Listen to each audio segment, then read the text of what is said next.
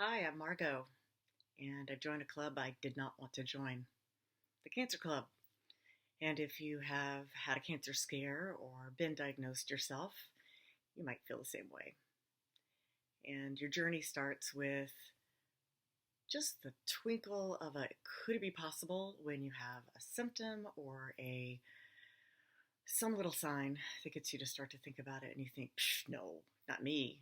I live healthy. I don't smoke. Not a man. You know, bladder cancer is an older male smoker disease, right? Wrong. So for me, the journey started with a little bit of blood in my urine. And I called my gynecologist who said, you should go pee in a cup and find out if you have a UTI. That's my dog. Here she is. And that's Casey. And the test came back negative for bacteria. There was no bacteria. And I thought, I don't think that's right. I've had never had blood in my urine, didn't have a UTI. I had some bladder infections when I was a little girl. And so I thought maybe I should have this looked at and fool around.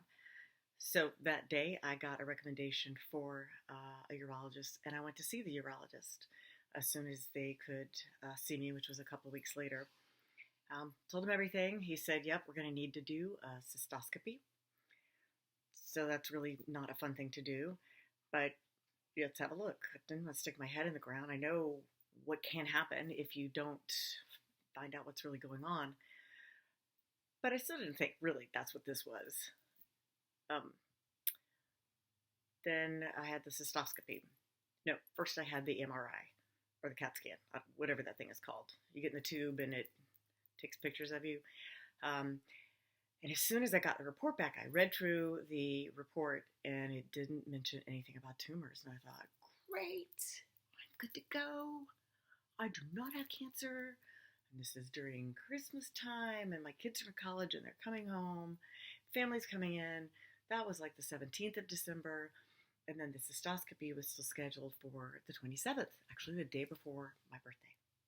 And so once I saw that the report was good and glowing, I called the urologist and said, so I guess we don't need to do the cystoscopy. And he goes, no, we need to do that. You can see things on the cystoscopy that don't show up on an MRI or CT scan. So when we did the cystoscopy on the 27th, he said he saw a lesion, is what he called it, soft pedaling it nicely, and then he wanted to have it removed. And that was scheduled for the soonest that could be done was January 10th. As of now, it is March 8th. That came back as stage 1, high grade, aggressive bladder cancer.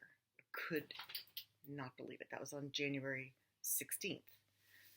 So by now, my kids have gone back to college. This is my other dog. My little senior citizen dog. Hello. 2 girls. Not even 2 months ago. And I went and got a second opinion. And the second opinion through Second MD said, well, you never know. 20 to 30% of stage 1 bladder cancer is actually stage 2. And if you're going to be doing the BCG treatment, it's not going to help if you're actually stage 2. So go have another transurethral resection done. Check and see if all the tumor was removed, and also do a blue light cystoscopy, which is fancy and new, and only a handful of people in my state of Texas do it. So I found somebody who did. They were at MD Anderson, and that's what got me to MD Anderson, which is 3 hours away for me. Fortunately, it's close-ish. And so that's what we went for, and that appointment was, you guys, Tuesday, less than a week ago. Today is Sunday, March 8th. So Tuesday on March 3rd, is that right? Yes. 3rd, yes, Tuesday, March 3rd, we had our appointments. And I don't know if you've been to MD Anderson or one of the big cancer hospitals, but it is like stepping into an alternate universe where the names and the words, and everything is different, like a new language. Don't know any of these words, don't know about stomas and cystatins and plasmacytoids, and I don't, none of that. The behavior's different. There's how do you check in, there's how do you, it's just like a whole nother world. And you're just looking around in amazement, but not in a good way. Not like I've stepped into Disney World, the happiest place on earth. I've stepped into cancer world. This is not the happiest place on earth, and I don't want to be here. I want to be back in Austin. But it's life threatening, right? So we had the appointment with Dr. Kamat, who's amazing. And he said, yeah, we looked at the same slides that your pathologist looked at in Austin. We looked at the same 22 slides from your pathology, I guess the pathology report. He said, but we saw something that the locals did not. We saw this very rare additional form of cancer called plasmacytoid. And it is so rare, it's in the 1%. We see it 1% of the time. Great. This is not the 1% club I wanted to join. I like to be the 1% with, like really nice boats and house and, lifestyle. That's the 1% I was sort of going for. But instead I got this 1%. At any rate, that is very deadly. And he told me, you cannot keep your bladder. Well, you can. If you kept it, you have 12 months to 18 months. I just turned 57. I'm healthy. I'm active. I have 19-year-old and 21-year-old kids. I have a new husband of 3 years. I have these great dogs you've already met. What? It just doesn't sink in.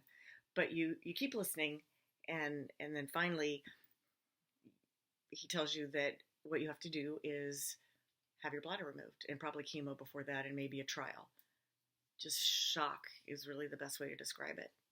That was Tuesday. Wednesday, I had the resection done, scheduled for 2 o'clock. Takes forever because, they take the time they need to, so that when it's your turn, they take the time with you. So hard to wait. It's just my life, that's all. It's only my life on the line. No big deal. Anyway, the surgery finally happened at 4, and he did see something. He said his eye said it does not look like cancer.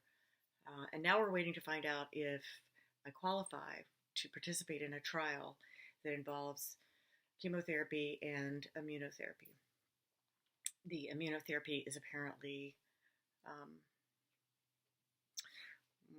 getting a little upset thinking about it, is approved for treating some forms of cancer, but not the kind I have.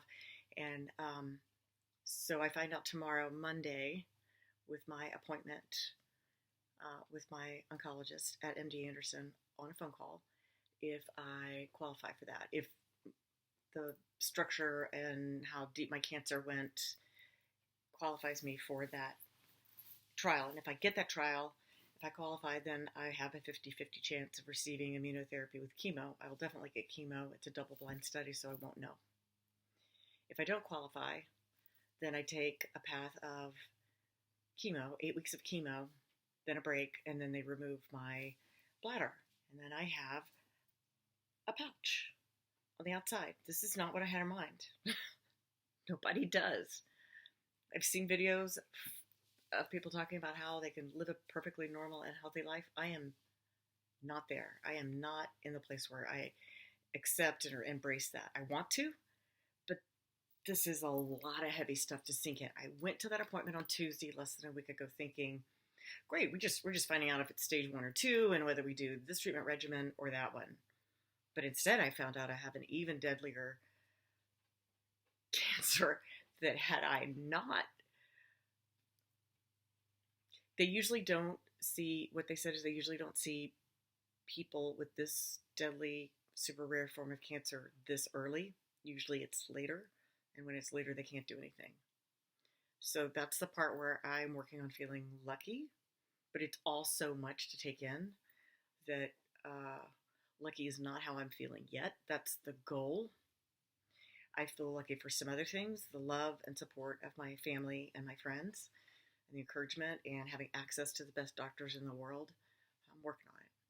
So this is my bladder cancer journey. I didn't want to call this survivor or fighter because we all fight and we all survive to differing degrees. And I don't know what the future brings. I don't know. But if I can help other women or men get through this journey, then I am happy to do that. If there's something good that can come out of this, then I want to share it with you. So, chemo. Don't know if I'm going to lose all the hair. I have long hair. It's in a bun right now. Some of the hair, none of the hair. If I do immunotherapy, then maybe it only thins.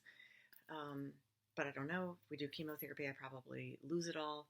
So I'm kind of glad that, I don't know, guys, you can see my silver. I'm glad I didn't spend a couple $100 regilding it. It's just going to fall out. Find out tomorrow, Monday. I'll do another video update. Then I have an echocardiogram on Friday, the 13th, to make sure I'm strong enough for chemo. And then all the fun starts the week after, I believe. Okay, so here's enjoying what there is to enjoy about this fairy moment. And thank you for checking in on this journey with me.